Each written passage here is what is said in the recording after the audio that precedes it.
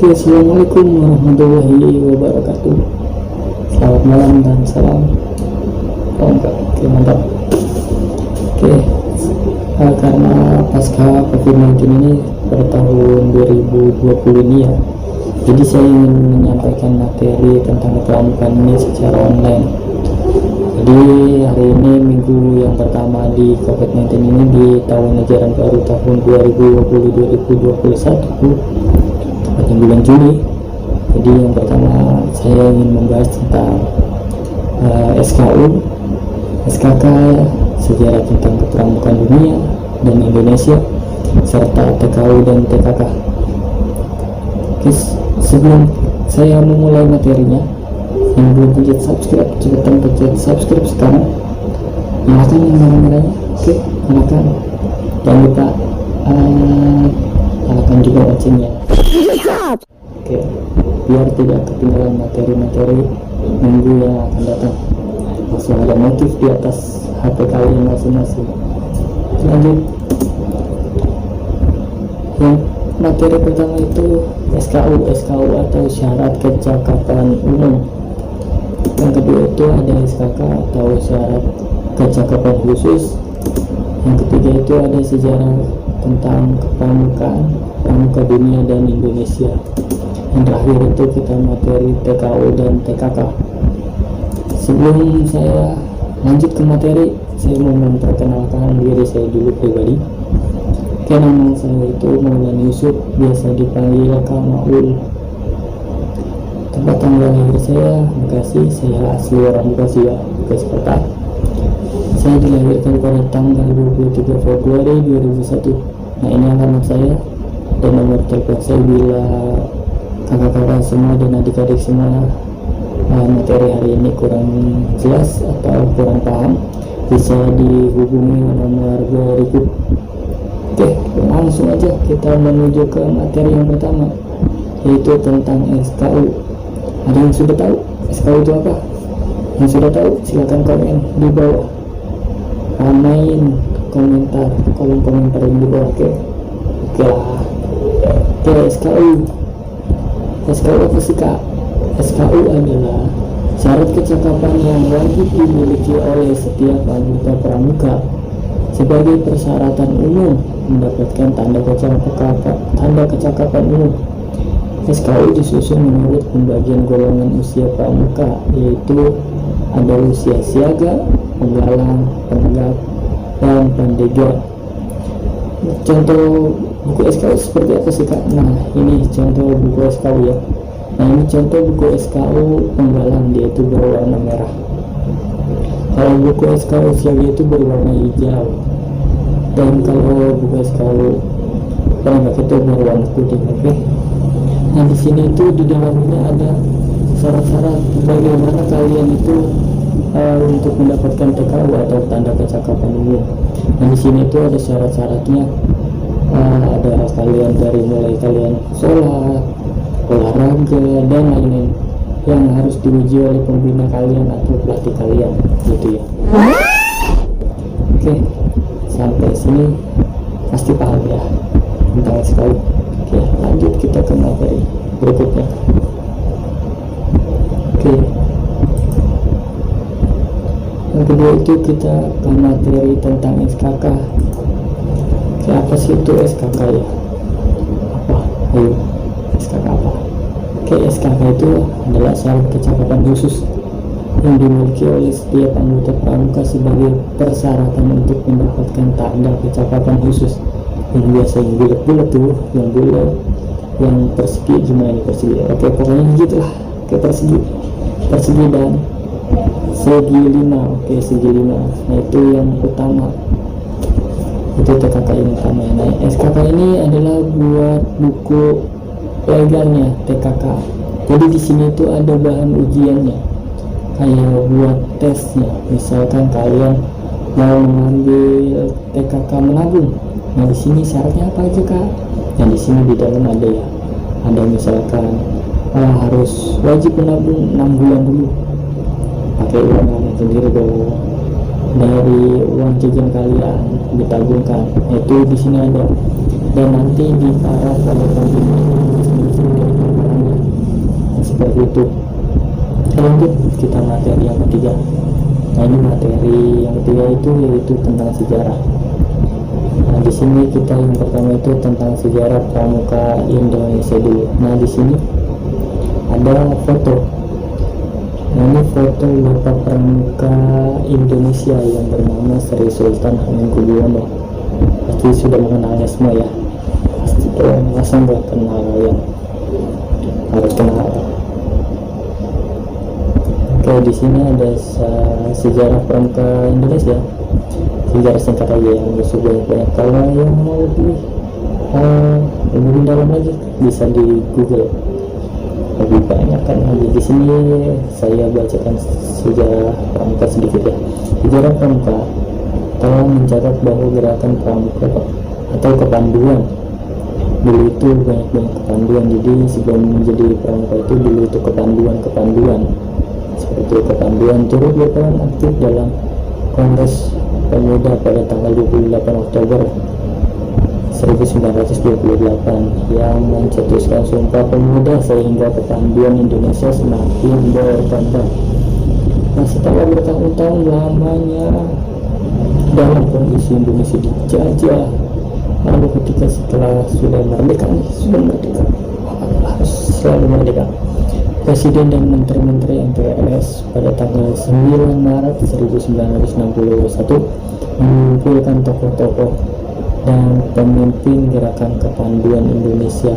Nah, jadi seluruh Indonesia itu banyak kepanduan kayak gerakan di sini kepanduan A, di sini kepanduan B, C sampai Z lah. Itulah langsung pada tanggal 9 Maret 1961 itu dikumpulkan oleh Insinyur Soekarno, dikumpulkan menjadi satu itu di Istana Negara.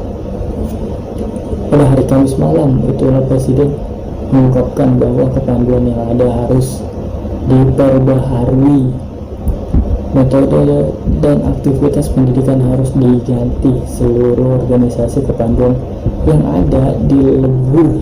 Jadi semua itu dilebur, langsung dijadikan satu menjadi namanya kepanduan pramuka.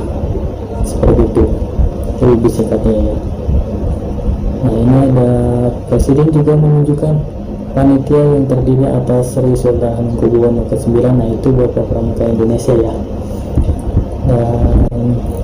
Dan kemudian terbitlah putusan Presiden RI nomor 112 tahun 1961 pada tanggal 5 April tahun 1961 tentang panitia membantu pelaksana pembentukan gerakan pramuka dengan susunan keanggotaan seperti yang disebut oleh Presiden pada tanggal 9 Maret 1961.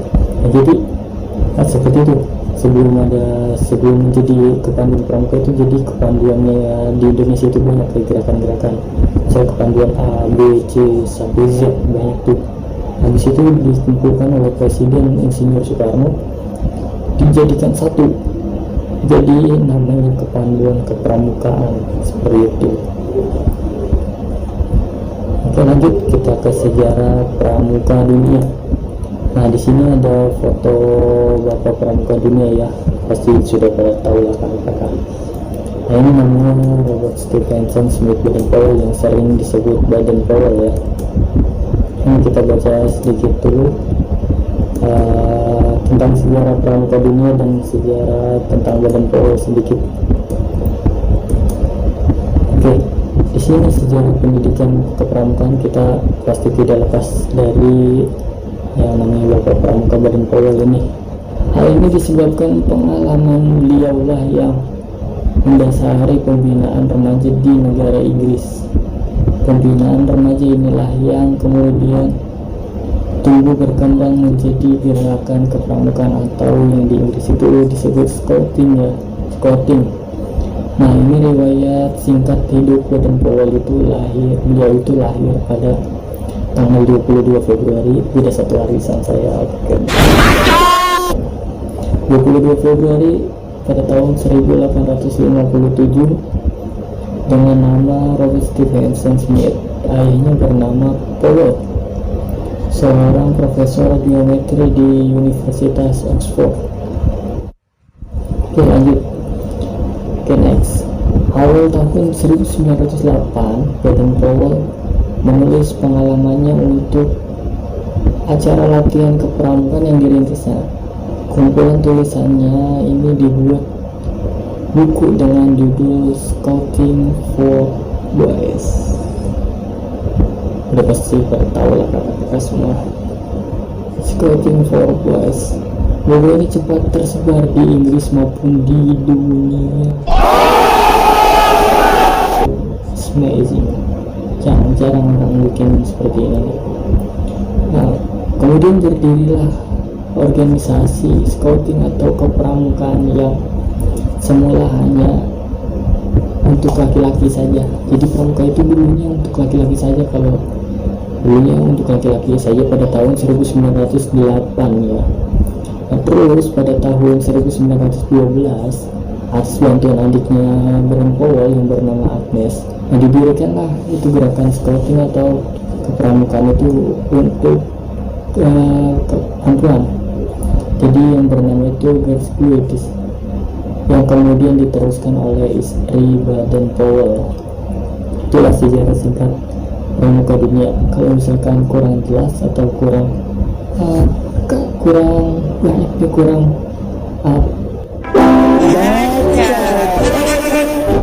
detail, oke, kalian bisa cek kakak ataupun nyari ke Google ya, chat ke nomor yang tadi atau yang di sini nih, nomor yang di sini. Oke. Lanjut kita materi ke berikutnya. Materi yang berikutnya yaitu tentang TKU dan TKK. Wow, tahap. Oke, TKU kita membahas tentang TKU dulu. Apa sih TKU? TKU itu adalah tanda kecakapan umum yang disebut juga dengan manggar. Adalah tanda yang diberikan setelah seorang penggalang atau siaga maupun penegak dan pendidik menyelesaikan SKU penggalang. SKU maksudnya seperti itu ya. Sehingga yang mengenakan manggar ini berarti telah lulus dan menyelesaikan semua persyaratan di buku SKU tersebut. Jadi setelah diuji buku SKU itu, isi SKU, syarat kecakapan umum itu dari mulai ibadahnya diperhatikan, dari olahraganya, dari tata bicaranya, dan seterusnya itu udah diuji sama pembinanya masing-masing di pangkalan kakak-kakak masing-masing. Itu barulah dilantik oleh pembina atau pelatihnya di pangkalan masing-masing dengan pelantikan lah seperti biasanya, baru dikenakan TKU tersebut.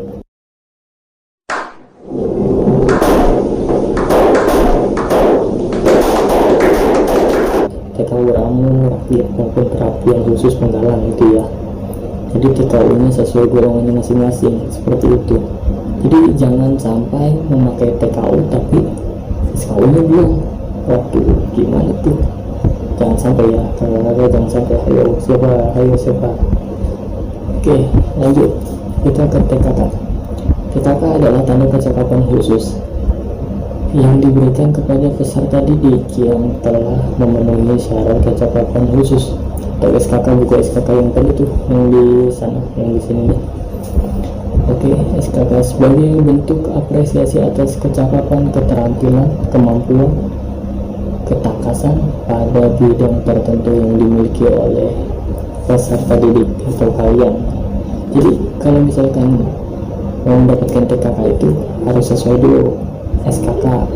Jadi di dalam SKK itu ada syarat-syaratnya seperti apa. Dia mau menabung misalkan syaratnya harus nabung 6 bulan, kalian harus lakukan. Terus nabung pakai uang jajan sendiri. Terus kalian mau apalagi masak, kalian harus belajar masak tuh gimana caranya, paham ya? Oke. Setelah sudah itu kalian nanti diparaf dan dilantik gitu, nanti di SKK nya itu diparaf oleh pembina kalian masing-masing seperti itu. Oke, paham sampai di sini? Bila ada yang mau ditanyakan silakan hubungi nomor yang tadi ya, yang di awal atau nanti di akhir ada. Mungkin sampai sini dulu materi kita untuk minggu yang pertama. Terima kasih sudah menonton dan berkunjung di channel ini. Jangan lupa, sekali lagi jangan lupa subscribe guys, klik subscribe supaya tidak ketinggalan materi pasca COVID-19 ini. Wassalamualaikum warahmatullahi wabarakatuh. Salam pramuka.